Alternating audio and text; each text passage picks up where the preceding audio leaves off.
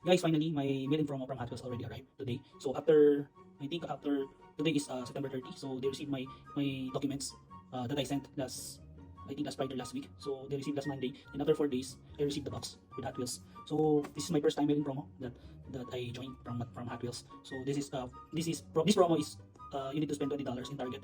At least $20 purchase in Target, then you can claim you can claim at least 10 pieces of this item. So I spent around $60. So I tried to claim three pieces of Hot Wheels collector's item. So I sent it once so that I can save some shipping costs. So it's around, actually the shipping cost is separate for the shipping and handling from Mattel and the shipping and handling from USPS. So I paid around $10 for the shipping cost in USPS, then $21 or $7 each for Hot Wheels Mattel. So let's go guys, let's unbox the package and let's check the item inside.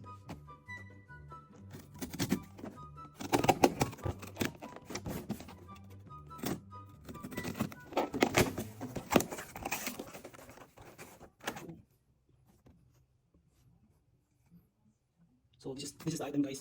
So I got the 3 pieces and yeah, I got the 3 pieces of the item.